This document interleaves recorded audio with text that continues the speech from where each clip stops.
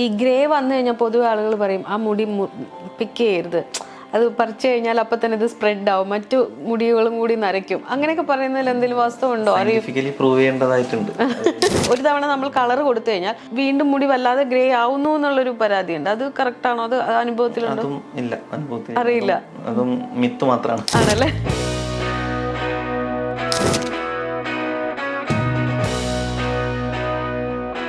Cut ചെയ്യുമ്പോൾ അത് ആ ഒരു ഷേപ്പ് അതുപോലെ ഇരിക്കണം എന്ന് ഞാൻ എപ്പോഴും കാരണം പല ആളുകളുടെയും പരാതിയാണ്, നമ്മൾ സലൂണിൽ പോയി ചെയ്തു, പിന്നെ വീട്ടിൽ വരുമ്പോൾ ഒരു കുളി കഴിഞ്ഞപ്പോഴത്തേക്കും അതിന്റെ ഷേപ്പ് ഒക്കെ നമ്മൾ വിചാരിച്ചതുപോലെ ആയിരിക്കത്തില്ല പിന്നെ കിട്ടുക.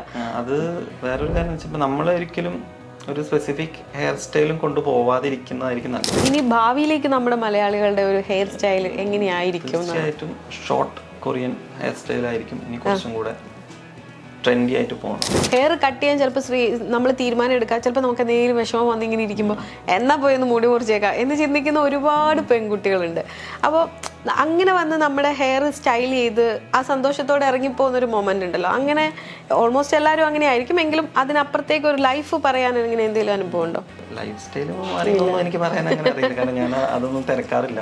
നമ്മളിവിടെ വരുമ്പോൾ മീറ്റ് ചെയ്യുന്ന ഇത്ര പഠനങ്ങളൊക്കെ കണ്ടിട്ടുണ്ട് അത് എക്സ്റ്റൻഷൻ ചെയ്യുന്നത് ആരോഗ്യപരമായിട്ട് അത്ര നല്ലതല്ല. അതിനകത്ത് എത്രത്തോളം? അതായത് എക്സ്റ്റൻഷൻ ചെയ്യുമ്പോൾ എന്താണെന്ന് വെച്ചാൽ നമ്മുടെ സ്കാൽപ്പിന് ഇപ്പം നമുക്കൊരു സെൻസിറ്റീവായിട്ട് ഈ ഹെയർ ഡെൻസിറ്റി ലോസ് വരുന്ന സ്കാൽപ്പ് എന്ന് പറയുന്നത്, അവരുടെ ഹെയർ ചിലപ്പോൾ നമുക്കൊന്ന് പിടിച്ച് വലിച്ചാൽ തന്നെ പെട്ടെന്ന് സ്കാൽപ്പിൽ നിന്ന് റിമൂവ് ആയി പോകുന്ന അവസ്ഥയൊക്കെ ഞാൻ കണ്ടിട്ടുണ്ട്. സ്വന്തം ക്ലയന്റ് ആവണമെന്നില്ല, അല്ലാതെ ഇത് കൊള്ളാലോ, ഇത് ഈ സ്റ്റൈൽ കൊള്ളാലോ എന്ന് തോന്നിയ, അല്ലെങ്കിൽ അത്രയും അട്രാക്ഷൻ തോന്നിയ ഒരാളായിരിക്കും.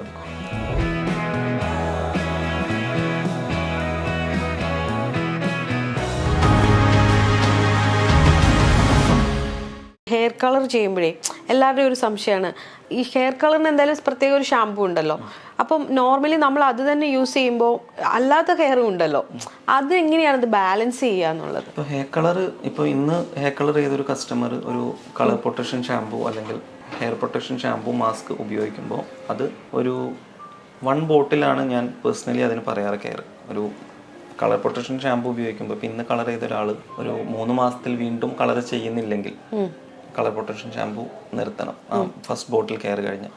പിന്നെ ഹെയറിന് കുറച്ചും കൂടെ നറിഷ്മെന്റ് കൊടുക്കുന്ന ഷാമ്പു മാസ്കിലേക്ക് ട്വിസ്റ്റ് ചെയ്യണം. അതൊരു നല്ല സ്റ്റൈലിസ്റ്റിന് പറഞ്ഞു കൊടുക്കാൻ പറ്റും. ഇപ്പോൾ ഒരു കളർ ചെയ്തൊരു ഹെയർ എന്തായാലും ഒരു 3 മന്ത്സ് കഴിഞ്ഞാൽ അതിനൊരു it was A coloured hair എന്നാണ്. അപ്പോൾ അതിന് കുറച്ചും കൂടെ മോയ്സ്ചർ, കുറച്ചും കൂടെ അതിന് നറിഷ്മെന്റ് കൊടുക്കേണ്ട ആവശ്യമുണ്ട്. അപ്പോൾ ആ ഒരു ഏരിയയിലേക്ക് അത് മാറിക്കഴിഞ്ഞാൽ കുറച്ചും കൂടെ നല്ല രീതിയിൽ കളേർഡ് ഹെയറിനെ നമുക്ക് ടേക്ക് കെയർ ചെയ്യാൻ പറ്റും. ഹെയർ കളർ ചെയ്യുമ്പോൾ പലരും പാച്ച് ടെസ്റ്റ് ചെയ്യണമെന്നാണ്, പക്ഷെ പല സലൂണുകാരും അങ്ങനെ ഒരു ടെസ്റ്റ് നടത്താതെയാണ് ആളുകൾ ചെയ്യാറുള്ളത്. അത് മുന്നേ ഒക്കെ ഹെൽത്തി ആണോ അതോ? പാച്ച് ടെസ്റ്റ് സത്യം പറഞ്ഞാൽ മുന്നേ ഒക്കെ സത്യം പറഞ്ഞു കഴിഞ്ഞാൽ പാച്ച് ടെസ്റ്റ് വേണം എന്നുണ്ട്. ഇപ്പോൾ ഒക്കെ ഒരുപാട് ബ്രാൻഡ്സ് PPD ഫ്രീ ഒക്കെ ആയിട്ടാണ് വരുന്നത്. ഇപ്പൊ ഇവൻ ഓൾമോസ്റ്റ് എല്ലാ ബ്രാൻഡും PPD ഫ്രീ ആയി തുടങ്ങി. അപ്പൊ സത്യം പറഞ്ഞാൽ അധികം അവർക്ക് ഡാമേജസ് സ്കാൽപ്പിനും സ്കിന്നിനും ഉണ്ടാവുന്നില്ല. പിന്നെ എല്ലാ ഹെയർ കളറും നമ്മൾ സ്കാൽപ്പിൽ ചെയ്യില്ല, മെയിൻലി ഗ്രേ കവറേജ് ഹെയർസ് ആണ് നമ്മൾ സ്കാൽപ്പിൽ ചെയ്യുന്നത്. അതിനും അതിൻ്റെതായിട്ടുള്ള PPD അമോണിയ ഫ്രീ ആയിട്ടുള്ള കളേഴ്സ് ഉണ്ട്. അപ്പൊ അതെല്ലാ സലൂണിലും ഉണ്ടെങ്കിൽ ഈ അലർജിക് പ്രോബ്ലംസ് ഉണ്ടാവില്ല. നമുക്കിവിടെ ഒരു 7 ബ്രാൻഡ് കളേഴ്സ് ഉണ്ട്. അപ്പോൾ അതിൽ 4 ബ്രാൻഡോളം PPD അമോണിയ ഫ്രീ ആണ്. പൊതുവെ നമ്മൾ വാങ്ങുമ്പോഴൊക്കെ പ്രൊഡക്ട്സിനകത്തൊക്കെ ഇപ്പൊ അമോണിയ ഫ്രീ എന്ന് കാണാറുണ്ട്. പക്ഷെ എങ്കിൽ പോലും ഇപ്പം ഈ ചില ആളുകൾ സ്വന്തമായിട്ട് വാങ്ങി വീട്ടിൽ ചെയ്യാറുണ്ടല്ലോ, അത് എത്രത്തോളം ഉപകാരമാണോ അതോ അല്ലെങ്കിൽ ആ ആളുടെ ഹെയറിന്റെ ഹെൽത്തിന് അത് എത്രത്തോളം? ഗ്രേ കവറേജസ് വീട്ടിൽ നിന്ന് ചെയ്യുന്നതുകൊണ്ട് നല്ലതായിരിക്കും, വലിയ കുഴപ്പമുണ്ടാവില്ല. കാരണം എല്ലാവർക്കും എപ്പോഴും സലൂണിൽ പോകാനുള്ള ബുദ്ധിമുട്ടും കാര്യങ്ങളും ഉണ്ടാവും. പക്ഷെ അല്ലാത്ത കളേഴ്സ്, ഫാഷൻ കളേഴ്സ് വീട്ടിൽ നിന്ന് അധികം ട്രൈ ചെയ്യാതിരിക്കുകയായിരിക്കും നല്ലത്, സലൂണിൽ തന്നെ ചെയ്യുന്നതായിരിക്കും നല്ലത്. ഗ്രേ കവറേജ് ശരിക്കും ഒരാൾക്കൊരു ടീ ലൈൻ ഇവിടെയൊക്കെ ഒരു ഗ്രേസ് ഉണ്ടെങ്കിൽ വീട്ടിൽ നിന്ന് നല്ലൊരു PPD അമോണിയ ഫ്രീ കളേഴ്സ് ഉപയോഗിക്കുന്നതുകൊണ്ട് തെറ്റില്ല. ഈ ഗ്രേ വന്നു കഴിഞ്ഞാൽ പൊതുവെ ആളുകൾ പറയും ആ മുടി പിക്ക് ചെയ്യരുത്, അത് പറിച്ചു കഴിഞ്ഞാൽ അപ്പൊ തന്നെ ഇത് സ്പ്രെഡ് ആവും, മറ്റു മുടികളും കൂടി നരയ്ക്കും, അങ്ങനെയൊക്കെ പറയുന്നതിൽ എന്തെങ്കിലും വാസ്തവം ഉണ്ടോ? പ്രൂവ് ചെയ്യേണ്ടതായിട്ടുണ്ട്, അറിയില്ല, കുറെ പേര് പറഞ്ഞു ഞാൻ കേട്ടിട്ടുണ്ട്. വേറൊരു കാര്യം എന്ന് വെച്ചാൽ ഈ ഗ്രേ ഉള്ള ഇതിന് ഒരു തവണ നമ്മൾ കളർ കൊടുത്തു കഴിഞ്ഞാൽ പിന്നെ അതിന്റെ വീണ്ടും മുടി വല്ലാതെ ഗ്രേ ആവുന്നു എന്നുള്ളൊരു പരാതിയുണ്ട്. അത് കറക്റ്റ് ആണോ? അത് അനുഭവത്തിലുണ്ടോ? ഇല്ല, അനുഭവത്തിൽ അറിയില്ല, അതും മിത്ത് മാത്രമാണ്. ആണല്ലേ? കാരണം നമ്മൾ ഉപയോഗിക്കുന്ന ഫേസ് വാഷസിൽ വരെ കളറിലുള്ള കെമിക്കൽസ് ചിലതിലുണ്ട്. അപ്പോൾ ബിയർഡൊക്കെ ഗ്രേ ഉള്ളവർക്ക് കൂടണ്ടേ? അപ്പം അതങ്ങനെയാണ്, അത് ശരിക്കും ഒരു മിത്ത് മാത്രമാണ്. കാരണം നമ്മുടെ ബോഡിയിലുള്ള ഒരു പ്രൊഡക്ഷൻ കുറവ് കാരണമാണ് ഗ്രേ കളർ വരുന്നത്. അത് എങ്ങനെയായാലും മാറ്റാൻ പറ്റില്ലല്ലോ. ഈ ചില ആളുകൾ ഇപ്പൊ ഹെയർ കട്ടൊക്കെ കൊണ്ടുവന്നു കഴിഞ്ഞാൽ അവർക്കത് ഇഷ്ടമായില്ല എന്ന് പറഞ്ഞ ഏതെങ്കിലും അനുഭവം ഉണ്ടോ? ഇത് ചെയ്ത് കഴിഞ്ഞിട്ട് മീൻസ് ഷെമി തന്നെ ചെയ്ത് കഴിഞ്ഞിട്ട് അവര് ആ മൊമെന്റ് എങ്ങനെയാ, അങ്ങനെ എന്തെങ്കിലും അനുഭവം ഉണ്ടോ? മാക്സിമം 100% ഇട്ട് നോക്കും. ഉണ്ട് അങ്ങനത്തെ അനുഭവങ്ങളൊക്കെ ഉണ്ട്. ദേഷ്യം പിടിച്ച് പോയിട്ടുണ്ടോ? ഇല്ല, ദേഷ്യം പിടിച്ചൊന്നും പോയിട്ടില്ല. പക്ഷെ ചിലര് പറയാറുണ്ട് അത് ലാസ്റ്റ് ഹെയർ കട്ട് വർക്ക് ആയില്ല. പിന്നെ ചിലര് തിരിച്ചു വന്നിട്ട് വേറെ ഹെയർ കട്ട് ചെയ്യും. പിന്നെ നമ്മൾ ചിലപ്പോ ബാങ്ക്സ് ചിലർക്ക് ഷോർട്ടായി പോയിട്ട് നമ്മൾ ഫേസിനനുസരിച്ച് ഷോർട്ട് ആക്കിയത് ചിലപ്പോൾ അവർക്ക് ടേക്ക് കെയർ ചെയ്യാൻ പറ്റുന്നുണ്ടാവില്ലായിരിക്കും. കാരണം ഞാൻ പറഞ്ഞു styling is A part of hair cut. അപ്പോൾ അത് ഇമ്പോർട്ടൻറ്റ്. ചിലപ്പോൾ അവർക്കത് ഡെയിലി ബേസിസിൽ സ്റ്റൈൽ ചെയ്യാൻ പറ്റുന്നുണ്ടാവില്ലായിരിക്കും. അപ്പോൾ അതും കൂടെ ഇതിന്റെ ഭാഗമാണ്. ഷെമി എവിടെയോ പറഞ്ഞ ഞാൻ കേട്ടു, അതായത് ഇപ്പൊ നമ്മൾ ഇപ്പൊ എവിടെയെങ്കിലും ഒരു ഒക്കേഷന് വേണ്ടിയിട്ട് നമ്മൾ ഹെയർ സെറ്റ് ചെയ്യുമ്പോൾ നമ്മളത് പർപ്പസ്ഫുള്ളി ചെയ്ത് നമ്മൾ ഓക്കെ ലുക്ക് ഈസ് ഗുഡ്. പക്ഷെ വീട്ടിലിരിക്കുന്ന സമയത്ത് നമ്മൾ കാഷ്വൽ ആയിട്ടിരിക്കുന്ന സമയത്തും ആ ഹെയർ ഏകദേശം അതിനോട് മെയിൻറ്റെയിൻ ചെയ്തിരിക്കുന്ന രീതിയിലാണ് ഞാൻ ഹെയർ ചെയ്യാന്ന്. അതെങ്ങനെ മെയിൻറ്റെയിൻ ചെയ്യും ആ ഒരു? അത് ഞാൻ ഒരു 4 വർഷം മുമ്പ് ആണ് ഞാനൊരു ബോംബെയിലൊരു കോഴ്സിന് പോയത്. അപ്പോൾ പുള്ളിയാണ് എനിക്കത് പറഞ്ഞു തന്നത്. അതായത് ഇപ്പോൾ നമ്മൾ എത്രത്തോളം മുടി വെട്ടാതെ തന്നെ നമുക്കൊരു ഹെയർ സ്റ്റൈൽ ചെയ്യാൻ പറ്റും. ഇപ്പോൾ ഒരാൾക്ക് ട്രിമ്മിങ് ഷേപ്പിംഗ് എന്നൊക്കെ പറഞ്ഞിട്ട് ചിലപ്പോൾ ഷേപ്പ് ചെയ്ത് കൊടുത്താൽ തന്നെ മതിയാവും. കാരണം ലുക്ക് ഇസ് വെരി ഇമ്പോർട്ടൻറ്റ്. ഇപ്പോൾ ഒരു മെൻസിനെ സംബന്ധിച്ചിടത്തോളം ഞാൻ പറഞ്ഞല്ലോ മന്ത്ലി ഒരു റൊട്ടീനാണ് hair cut and beard styling എന്ന് പറയുന്നത്. ചിലർ 20 ഡേയ്സിൽ ചെയ്യാറുണ്ട്. പക്ഷേ വുമൺസ് മാക്സിമം 4 മന്ത് അല്ലെങ്കിൽ 6 മന്ത്സിലൊക്കെ കട്ട് ചെയ്യുക. അപ്പോൾ ആ ഒരു 6 മന്ത്സിൽ കട്ട് ചെയ്യുന്നത് അവർക്ക് അത്രയും 6 മന്ത്സിൽ അത് കിട്ടണം. അത് സ്റ്റൈൽ ചെയ്യുമ്പോൾ മാത്രം കിട്ടിയാൽ പോരല്ലോ. അല്ല, എനിക്ക് ഭയങ്കര ഇൻട്രസ്റ്റിംഗ് ആയിട്ട് തോന്നി. കാരണം നമ്മൾ വീട്ടിൽ നിൽക്കുമ്പോഴും അതേ ഒരു ഹെയർ കട്ട് ചെയ്യുമ്പോൾ അത് ആ ഒരു ഷേപ്പ് അതുപോലെ ഇരിക്കണം എന്ന് ഞാൻ എപ്പോഴും കാരണം പല ആളുകളുടെയും പരാതിയാണ്, നമ്മൾ സലൂണിൽ പോയി ചെയ്തു പിന്നെ വീട്ടിൽ വരുന്ന ഒരു കുളി കഴിഞ്ഞപ്പോഴത്തേക്കും അതിന്റെ ഷേപ്പ് ഒക്കെ നമ്മൾ വിചാരിച്ചതുപോലെ ആയിരിക്കത്തില്ല പിന്നെ കിട്ടുക. അത് വേറൊരു കാര്യം വെച്ചപ്പോൾ നമ്മളൊരിക്കലും ഒരു സ്പെസിഫിക് ഹെയർ സ്റ്റൈലും കൊണ്ടുപോവാതിരിക്കുന്നതായിരിക്കും നല്ലത്. നമുക്ക് പറ്റുന്ന ഒരു സജഷൻ എടുത്ത് കട്ട് ചെയ്യുമ്പോൾ അത്ര വലിയ പ്രശ്നങ്ങൾ അതിൽ വരില്ല. നമ്മളൊരു ഇൻസ്റ്റാഗ്രാമിലോ അല്ലെങ്കിൽ പിൻട്രസ്റ്റിലോ കണ്ട ഒരു പിക്ചർ നമ്മൾ എടുത്ത് പോകുമ്പോൾ നമ്മുടെ ഹെയർ കണ്ടീഷനും കൂടെ നമ്മൾ നോക്കിയിട്ട് വേണം പോകാൻ. കാരണം ഗൂഗിളിലോ എന്തിൽ സെർച്ച് ചെയ്താലും കംപ്ലീറ്റ്ലി കിട്ടുന്ന സ്റ്റൈൽഡ് വേർഷനാണ്. എവിടെ സെർച്ച് ചെയ്താലും ഒരു സ്റ്റൈൽഡ് വേർഷനാണ് കിട്ടുക. അതല്ലാത്തൊരു വേർഷൻ നമുക്കുണ്ടെന്ന് നമ്മൾ മനസ്സിലാക്കിയിട്ട് വേണം പോകാൻ. സാധാരണ ഇപ്പം ട്രെൻഡിങ് ആയിട്ടുള്ള കുറേ ഹെയർ സ്റ്റൈൽസ് ഉണ്ടല്ലോ. അതിനകത്ത് ഈ പറയുന്ന പോലെ ഷെമി പറയുന്ന പോലെ ബട്ടർഫ്ലൈ ഉണ്ടോ എന്ന് എനിക്കറിയില്ല. പക്ഷെ ബട്ടർഫ്ലൈ കട്ട് അങ്ങനെ കുറേ കട്ടുകൾ പറയുമല്ലോ. അപ്പം കേരളത്തിൽ ഏറ്റവും ട്രെൻഡിങ് ആയിട്ട് നിൽക്കുന്ന ഹെയർ കട്ട് ഏതാണ് ലേഡീസ് ചൂസ് ചെയ്യുന്നത്? ഫേസ് ഫ്രെയിമിംഗ് ലെയേഴ്സ് ആണ് എപ്പോഴും ട്രെൻഡ് ആയിട്ടുള്ളത്. അത് ഇതുവരെ മാറിയത് ഞാൻ ലാസ്റ്റ് ഒരു 8 വർഷമായിട്ട് തന്നെ ഫേസ് ഫ്രെയിമിംഗ് ലെയേഴ്സ് ചെയ്യുന്നുണ്ട്. പിന്നെ പറഞ്ഞ പോലെ ബട്ടർഫ്ലൈ ഒക്കെ ഉണ്ട്. ബട്ടർഫ്ലൈ ഹെയർ കട്ട് ഉണ്ട്, സത്യം പറഞ്ഞാൽ ഉണ്ട്, പേരിൽ മാത്രം ഉണ്ട്. ശരിക്കും വേറെ കുറെ ഹെയർ കട്ടിന്റെ ഒരു ഇൻസ്പിറേഷൻ വേർഷൻ ആണ് അത്.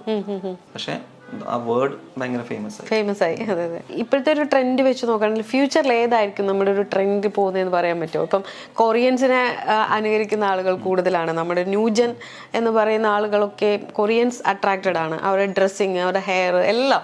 അപ്പം ഇനി ഭാവിയിലേക്ക് നമ്മുടെ മലയാളികളുടെ ഒരു ഹെയർ സ്റ്റൈൽ എങ്ങനെയായിരിക്കും? തീർച്ചയായിട്ടും ഷോർട്ട് കൊറിയൻ ഹെയർ സ്റ്റൈൽ ആയിരിക്കും ഇനി കുറച്ചും കൂടെ ട്രെൻഡി ആയിട്ട് പോകുന്നത്. ഒന്ന് first of all short hair maintain ചെയ്യാൻ ഭയങ്കര സുഖം. പിന്നെ അതിൽ നമുക്ക് പല രീതിയിലുള്ള ഹെയർ സ്റ്റൈൽസ് ചെയ്യാൻ പറ്റും. ലോങ്ങിനെക്കാട്ടിലും കൂടുതൽ ഷോർട്ട് ഹെയറിൽ നമുക്ക് ഒരുപാട് ഹെയർ സ്റ്റൈൽസ് ചെയ്യാൻ പറ്റും. അതുകൊണ്ട് ഷോർട്ട് ഹെയർ നന്നായിട്ട് പോകും. അതാണ് കൂടുതൽ മെയിൻറ്റെയിൻ ചെയ്യാനുള്ള ആളുകളുടെ ബിസി ലൈഫ്. പിന്നെ ഒരു ജെൻസി അങ്ങനത്തെ ആൾക്കാർക്കൊക്കെ അത് കുറച്ചുകൂടെ ട്രെൻഡി ആയിട്ട്, കാരണം അവർ ഉപയോഗിക്കുന്ന ഒരു ഡ്രസ്സിങ് ട്രെൻഡ് തന്നെ അങ്ങനെ ആയതുകൊണ്ട് ഈ ഇപ്പൊ നമുക്ക് ഇവിടെ ഒരു 16-17 ആ ഒരു ഏജിലുള്ള ആൾക്കാർ കൂടുതലും വരുന്നത് ഷോർട്ട് ഹെയർ കട്ടിന് വേണ്ടിയിട്ടാണ്. അത് യൂസ് ചെയ്യാനുള്ള എളുപ്പം കൊണ്ടല്ലേ. കൊറിയൻ അങ്ങനത്തെ ഒരു ഇൻസ്പിറേഷൻ അവർക്ക് നന്നായിട്ടുണ്ട്. വെബ് സീരീസിന്റെയും ഗെയിംസിന്റെയും അങ്ങനെയൊക്കെ ക്യാരക്ടേഴ്സിന്റെ ഒക്കെ ഹെയർ കട്ട് കൊണ്ടുവരാറുണ്ട്. അതും ഫോട്ടോ എടുത്ത് കൊണ്ടുവരാറുണ്ട്. ഈവൻ ആ കളർ പോലും ചോദിക്കാറുണ്ട്. ആ ഒരു ഫങ്കി ഹെയർ കളർ വരെ കുറെ പേര് ചോദിക്കാറുണ്ട്.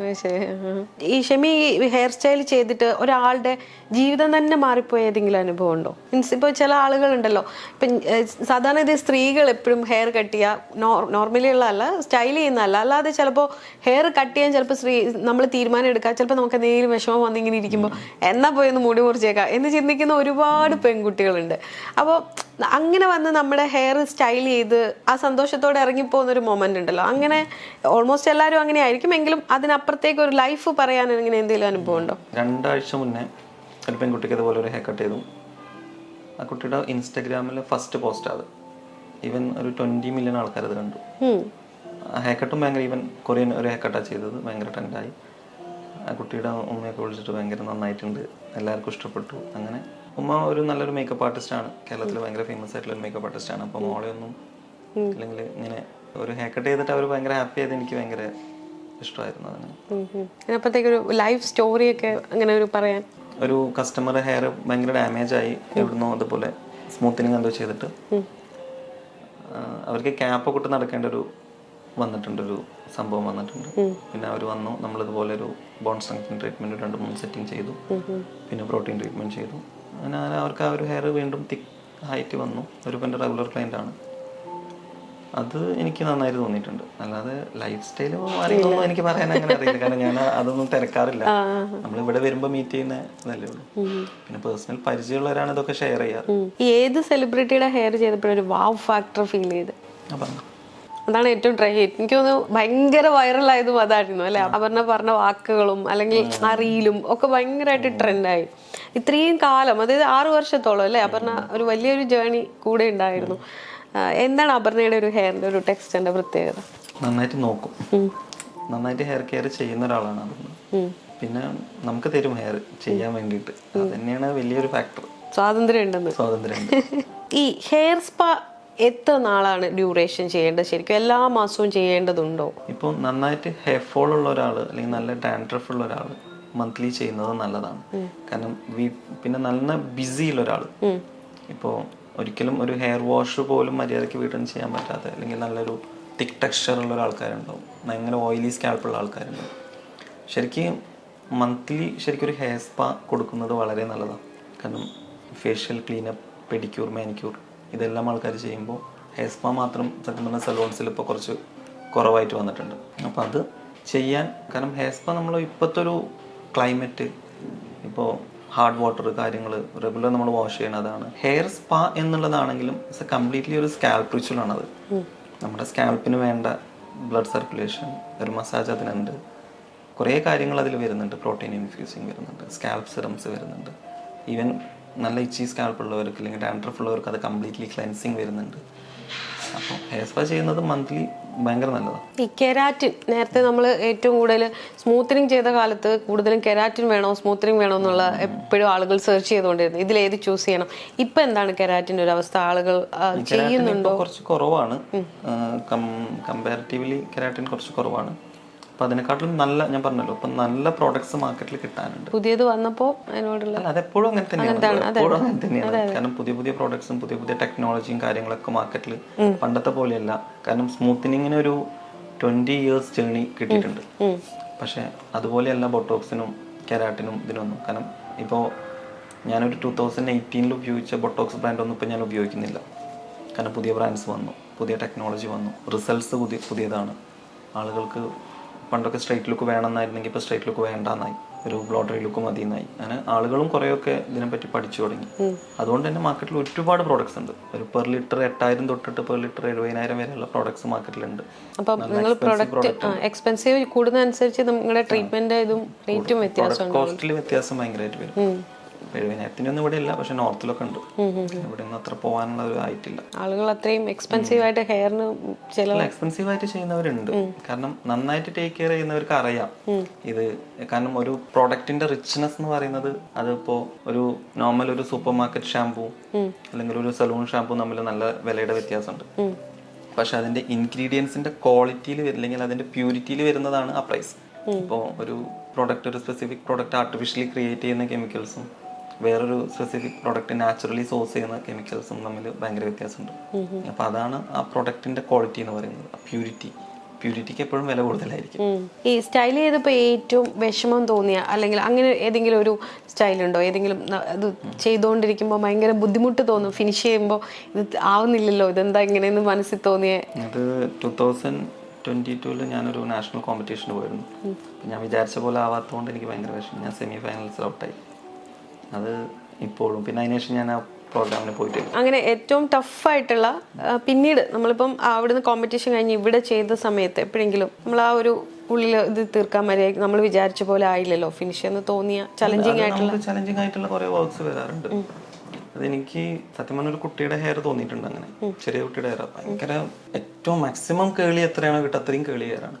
കോംബ് ചെയ്യാൻ തന്നെ ചിലപ്പോൾ ബുദ്ധിമുട്ടായിരിക്കും നമുക്ക്, അങ്ങനത്തെ ഹെയർ ഒക്കെ ഉണ്ട്. ഡീറ്റാങ്കിൾ ചെയ്യാൻ തന്നെ 1.5 മണിക്കൂർ എടുക്കും.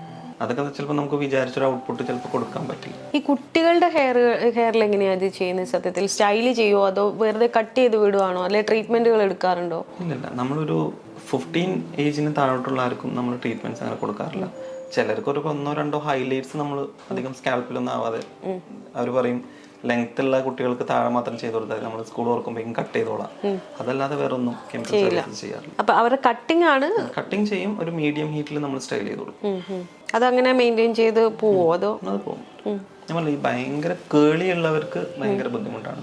പിന്നെ ചിലര് ഇതുപോലെ തന്നെ ഇപ്പൊ ഈ ഹോസ്റ്റലിലൊക്കെ പഠിക്കുന്ന കുട്ടികൾക്ക് ഈ ലൈസ് ഇഷ്യൂസ് ഒക്കെ ഉണ്ടാവും. അതൊക്കെ നമുക്ക് കുറച്ച് ബുദ്ധിമുട്ടായിരിക്കും അതിനെ കംപ്ലീറ്റ്ലി റിമൂവ് ചെയ്യാൻ. അതിനൊക്കെ ഈ ഒരു സമയത്തെ ഈ ഹെയർ എക്സ്റ്റൻഷൻ ഭയങ്കര ട്രെൻഡ് ആയിരുന്നു. ചിലർ പറയുന്നതൊക്കെ അത് ഭയങ്കര, ചില പഠനങ്ങളൊക്കെ നമ്മൾ എത്രത്തോളം ഉണ്ടെന്ന് എനിക്കറിയില്ല, എന്നാലും ചില പഠനങ്ങളൊക്കെ കണ്ടിട്ടുണ്ട് അത് എക്സ്റ്റൻഷൻ ചെയ്യുന്നത് ആരോഗ്യപരമായിട്ട് അത്ര നല്ലതല്ല. അതിനകത്ത് എത്രത്തോളം? അതായത് എക്സ്റ്റൻഷൻ ചെയ്യുമ്പോൾ എന്താണെന്ന് വെച്ചാൽ നമ്മുടെ സ്കാൽപ്പിന് ഇപ്പൊ നമുക്കൊരു സെൻസിറ്റീവായിട്ട് ഈ ഹെയർ ഡെൻസിറ്റി ലോസ് വരുന്ന സ്കാൽപ്പ് എന്ന് പറയുന്നത്, അവരുടെ ഹെയർ ചിലപ്പോൾ നമുക്കൊന്ന് പിടിച്ച് വലിച്ചാൽ തന്നെ പെട്ടെന്ന് സ്കാൽപ്പിൽ നിന്ന് റിമൂവ് ആയി പോകുന്ന അവസ്ഥയൊക്കെ ഞാൻ കണ്ടിട്ടുണ്ട്. സ്കാൽപ്പിൽ നിന്ന് തന്നെ ഹെയർ ഇങ്ങനെ വലിഞ്ഞ് പൊട്ടി വരുന്നതും അല്ലെങ്കിൽ സ്കാൽപ്പിൽ നിന്ന് റിമൂവ് ആയി വരുന്നവരൊക്കെ ഉണ്ട്. അങ്ങനെയുള്ളവർ എക്സ്റ്റൻഷൻ വെച്ച് ചെയ്യുമ്പോൾ നമ്മൾ ഈ ഹെയറിലാണ് ഇത് ലോക്ക് ചെയ്തിടുന്നത്. അപ്പോൾ ജനറലി ഇതിന് വെയിറ്റ് കൂടുതലായിരിക്കും. അപ്പോൾ ആ പോർഷനിലെ ഹെയർ റിമൂവ് ആയി പോകാൻ സാധ്യത കൂടുതലാണ്. അങ്ങനെ റെഗുലർ ഹെയർ എക്സ്റ്റൻഷൻ വെച്ചിട്ട് ആ ഒരു പോർഷനിൽ ഹെയർ ഇല്ലാത്തവർ കുറേ പേരുണ്ട്. പക്ഷെ ഹെയർ എക്സ്റ്റൻഷൻ കുറേ നല്ല വേർഷൻസും അതിനുണ്ട്. കാരണം അത്രയും വെയിറ്റ് കുറഞ്ഞ ലൈസ് ആയിട്ട് വരുന്ന അല്ലെങ്കിൽ ചെറിയൊരു പിൻ പോലെ വരുന്ന കുറെ നല്ല എക്സ്റ്റൻഷൻസും ഉണ്ട്. കേരളത്തിലൊന്നുമില്ല, പുറത്തൊക്കെ ഉണ്ട്. അത് ഇവിടെ അത്ര എത്തിയിട്ടില്ല അല്ലേ? എത്തിയിട്ടെന്ന് വെച്ചാൽ അത് എക്സ്പെൻസീവ് ആണ്. ഇപ്പൊ ആൾമോസ്റ്റ് ഇപ്പോൾ നോർമൽ ഒരു ഹെയർ എക്സ്റ്റൻഷൻ ഒരു 10,000 അല്ലെങ്കിൽ ഒരു 8,000 വരുമ്പോൾ 1 lakh അറേഞ്ച് വരും. അത് ചെയ്യാനും ഒരു ഫുൾ ഡേ ഒക്കെ എടുക്കും. ഒരാൾക്ക് ചെയ്യാൻ വേണ്ടിട്ട് തന്നെ ഒരു ഫുൾ ഡേ ഒക്കെ എടുക്കും. 1 lakh ഒക്കെ വരും എക്സ്റ്റൻഷൻ ചെയ്യുന്നത്. 1 lakh-നെക്കാട്ടിലും വരെ വരുന്ന എക്സ്റ്റൻഷൻസ് ഒക്കെ ഉണ്ട്. ശരിയാ, അതുകൊണ്ടായിരിക്കും അധികം ആളുകൾ അത് പ്രിഫർ ചെയ്യാത്തത്. അത് ലെങ്ത്തിനും അതിന്റെ വെയിറ്റിനും ഒക്കെ അനുസരിച്ചാണ്. വളരെ തിന്നായിട്ട്, കാരണം അങ്ങനത്തെ എക്സ്റ്റൻഷൻസ് വെച്ച് നമുക്ക് വിമൻ സ്വിമ്മിങ്ങിന് വരെ പോവാം, കോംബ് ചെയ്യാൻ പറ്റും, അങ്ങനെയൊക്കെ ഉള്ളത്. പല ആളുകളും എനിക്കൊന്നും ബിഗ് ബോസിലൊക്കെ ഭയങ്കര ചർച്ചയായതുണ്ടായിരുന്നു, ഇത് കോംബ് ചെയ്യാൻ പറ്റുന്നില്ല, നനയ്ക്കാൻ പാടില്ല എന്നൊക്കെ പറഞ്ഞിട്ട്. അത് ഡിപ്പെൻസ് ആണ്. ഞാൻ പറഞ്ഞല്ലോ, നമുക്ക് ഹെയർ എക്സ്റ്റൻഷൻസ് ഒരുപാടുണ്ട്. ക്ലിപ്പ് ഓൺ ഉണ്ട്, സ്റ്റിക്കറിങ് ഉണ്ട്, അല്ലാതെ കുറെ ടൈപ്പ് ഉണ്ട്. അതില് ചെറിയ എക്സ്റ്റൻഷൻസ് മാക്സിമം വെയിറ്റ് കുറച്ച് ചെയ്യുന്നതുകൊണ്ട് വലിയ കുഴപ്പമില്ല. പിന്നെ ഇതിന്റെ മന്ത്ലി ഇതിന്റെ സർവീസസ് കാര്യങ്ങളൊക്കെ കൃത്യമായിട്ട് ചെയ്യണം. കാരണം ഹെയർ ഗ്രോ ചെയ്യുമ്പോൾ ഇത് എടുത്തിട്ട് മേളിലേക്ക് വെക്കണം, അങ്ങനത്തെ കുറെ കാര്യങ്ങളുണ്ട് ഇതിന്. ബൊട്ടോക്സിനെക്കാട്ടിലും സ്മൂത്തനിങ്ങിനെക്കാട്ടിലും ടേക്ക് കെയർ ചെയ്യാൻ ബുദ്ധിമുട്ടാണ് അത്. അതിപ്പോ എത്ര വെയിറ്റ് കുറഞ്ഞ് ചെയ്താലും നല്ല രീതിയിൽ അതിനെ, ഞാൻ പറഞ്ഞല്ലോ, എല്ലാം ആർട്ടിഫിഷ്യലാണ്. എല്ലാത്തിനും ഇതിന്റെ ഒരു ബെറ്റർ ലുക്ക് എന്നുള്ളത് പോലെ തന്നെ ബെറ്റർ റിസ്കും ഉണ്ട്. അതുപോലെ നമ്മൾ ടേക്ക് കെയർ ചെയ്യണം. പൊതുവെ ബോയ്സ് ഒക്കെ സാൾട്ട് ആൻഡ് പെപ്പർ സ്റ്റൈലാണല്ലോ ഇപ്പൊ കൂടുതൽ ട്രെൻഡി, അല്ലെങ്കിൽ ആളുകൾ കുറച്ചുകൂടെ ചൂസ് ചെയ്യുന്ന അതാണ്. പ്രത്യേകിച്ച് സെലിബ്രിറ്റീസ് ആയ ഒരുപാട് ആളുകളെ ഇൻസ്പയർ ചെയ്തിട്ട് അങ്ങനെ എത്ര പേരാണ് ഷെമീന്റെ അടുത്തേക്ക് ആ ഒരു സ്റ്റൈൽ? ഇപ്പൊ ഇത്തിരി കുറവാണ് അത് പറയുകയാണെങ്കിൽ. പക്ഷെ ഒരു സമയത്ത് ഈ ഒരു salt and pepper hair colour ഒരുപാട് പേര് ചെയ്തിട്ടുണ്ട്. പക്ഷെ ഇത് കൂടുതലും ചെയ്യുമ്പോൾ സ്കാൽപ്പ് കുറച്ച് സെൻസിറ്റീവ് ആവാതെ ചെയ്യാൻ നോക്കുക. ഇപ്പൊ പണ്ടത്തെ ഒക്കെ പ്രോഡക്ട്സ് വെച്ച് നോക്കുമ്പോൾ സ്കാൽപ്പിൽ ഒരു റെഡിഷ്നെസ് വരും. കാരണം അത്രയും ബ്ലീച്ച് ചെയ്തിട്ടേ അത് ചെയ്യാൻ പറ്റുള്ളൂ. ഇപ്പൊ ഷെമീന്റെ അടുത്ത് വരുന്ന സെലിബ്രിറ്റീസില് ഏറ്റവും ക്ഷമയോടെ ഇതിന് ഇരിക്കുന്ന ഒരാളാരായിരിക്കും? എല്ലാവർക്കും ക്ഷമയുണ്ട്. എല്ലാവർക്കും അതിന് ഭയങ്കര ക്ഷമയാണ്. അവർക്ക് ഈ സ്റ്റൈലിംഗ് എന്നുള്ളത് ഇമ്പോർട്ടന്റ് ആയതുകൊണ്ട് മാത്രമല്ല, അവര് മേക്കപ്പ് ഒക്കെ ഷൂട്ടിന് വേണ്ടിയിട്ടൊക്കെ മേക്കപ്പിന് ഇരിക്കുന്നതുകൊണ്ട് അവർക്ക് ഇതിനെപ്പറ്റി അറിയാൻ പറ്റും. ഇത് ഇത്ര ടൈം എടുക്കും, കാര്യങ്ങളൊക്കെ അറിയാം. അങ്ങനെ അത്രയും ആ ഒരു ടൈം ഉള്ളപ്പോഴാണ് അവര് വരും. അല്ലാതെയുള്ള ആളുകൾക്ക് കുറച്ച് പെട്ടെന്ന് പോകണം, ഇതെങ്ങനെ തീർക്കണം എന്നൊക്കെ പറയാറുണ്ടോ? ആളുകൾ എല്ലാരും ചൈസിങ്ങിലല്ലേ, എല്ലാരും എല്ലാത്തിനും ഓടിക്കൊണ്ടിരിക്കല്ലേ. ജോബ്, അത് കഴിഞ്ഞിട്ട്, കാരണം ഇപ്പോൾ കൊച്ചിയെ സംബന്ധിച്ചിടത്തോളം എല്ലാവരും വർക്കിംഗ് ആണ്. കൂടുതലും 80% ആൾക്കാർ വർക്കിംഗ് ആണ് ഇവിടെ. ഇനിയിപ്പോൾ വർക്ക് ചെയ്യാതെ പാഷനായിട്ട് വർക്ക് ചെയ്യുന്നവർ വേറെ ഉണ്ട്, ഈ ഡ്രസ്സ് അങ്ങനത്തെ കുറേ കാര്യങ്ങൾ. എന്നാൽ പോലും അവർ ഈ ബിസിനസ് എന്നുള്ള രീതിയിൽ പോകുമ്പോൾ അവർക്ക് സമയം വളരെ കുറവായിരിക്കും. സൺഡേസ് വരെ അവർ ബിസി ആയിരിക്കും. അപ്പോൾ അവർക്ക് ഇവിടെ കുറച്ച് നേരം എന്ന് വെച്ചാൽ ഇപ്പോൾ ഒരു ബിസിയുള്ളൊരു ഡോക്ടർക്ക് ഇവിടെ ഒരു 3 hours സ്പെൻഡ് ചെയ്യുക എന്നുള്ളത് അവർക്കൊരു 6-7 hours സ്പെൻഡ് ചെയ്യണ പോലെ ആയിരിക്കും. അപ്പം അങ്ങനത്തെ ക്ലയൻസ് ഉണ്ട്. ഞാനിപ്പോൾ ഒരാളെ നോക്കുമ്പോൾ സംസാരിക്കുന്ന പോലെ ആയിരിക്കില്ല, ഷെമി ഒരാളെ നോക്കുമ്പോൾ ആദ്യം നോർമലി ഹെയറിലേക്കായിരിക്കുമല്ലോ ശ്രദ്ധ പോവുക അല്ലേ. അപ്പോൾ അങ്ങനെ ശ്രദ്ധിച്ച അല്ലെങ്കിൽ അങ്ങനെ ഇൻസ്പയർ ആയ ഒരു സെലിബ്രിറ്റി, അല്ലെങ്കിൽ ചെയ്തതാവണമെന്നില്ല, സ്വന്തം ക്ലയന്റ് ആവണമെന്നില്ല, അല്ലാതെ ഇത് കൊള്ളാലോ, ഇത് ഈ സ്റ്റൈൽ കൊള്ളാലോ എന്ന് തോന്നിയ, അല്ലെങ്കിൽ അത്രയും അട്രാക്ഷൻ തോന്നിയ ഒരാളാരായിരിക്കും? എല്ലാവർക്കും അതെ. അതെ, ഓൾമോസ്റ്റ് മേക്കപ്പ് ആർട്ടിസ്റ്റിനും ഒക്കെ ദീപിക പദുക്കോൺ ഇസ് വെരി. കാരണം ഷോർട്ട് ഹെയർ ആണ്. ആ ഷോർട്ട് ഹെയറിൽ എത്ര വെറൈറ്റി നമ്മൾ കണ്ടിട്ടുണ്ട്. ഞാൻ കണ്ടിട്ടുണ്ട്, ഒരുപാട് കണ്ടിട്ടുണ്ട്. കളറായാലും കണ്ടിട്ടുണ്ട്. അപ്പം അത് എല്ലാവർക്കും അങ്ങനെ തന്നെയായിരിക്കും.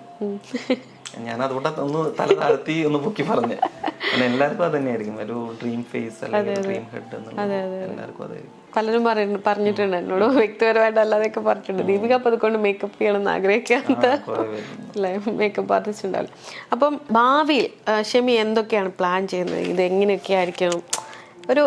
ഒരു ഡ്രീം ഉണ്ടാവുമല്ലോ നമുക്കൊക്കെ. എൻ്റെ ഡ്രീം എന്നുള്ളത്, ഞാൻ 2018 എൻ്റെ ഇൻസ്റ്റയിൽ ഞാൻ ഫസ്റ്റ് പോസ്റ്റ് ചെയ്തത് ഒരു സലൂണിൻ്റെ പിക്ചറാണ്. അതേതാ സലൂൺ എന്നൊന്നും എനിക്കറിയില്ല.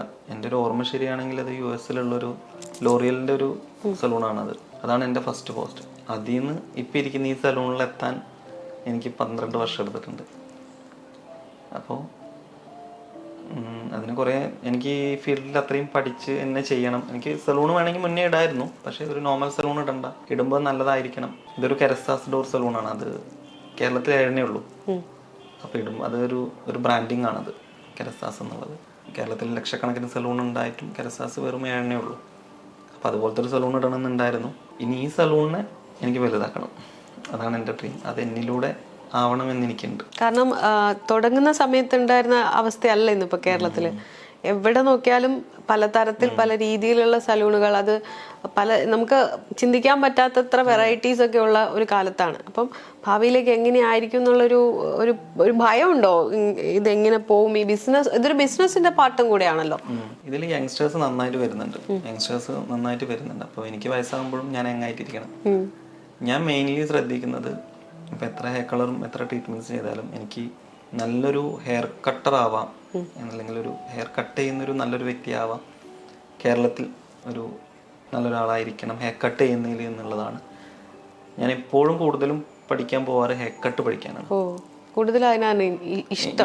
എനിക്കിഷ്ടം, അതായത് നാച്ചുറൽ ഹെയറിൽ തന്നെ പരീക്ഷണങ്ങൾ ഹെയർ കട്ട് ചെയ്യാനാണ്. കാരണം ഞാനിപ്പോഴും ഇപ്പം നമുക്കറിയാലോ നമ്മുടെ വീക്ക്നെസ് നമുക്കറിയാലോ.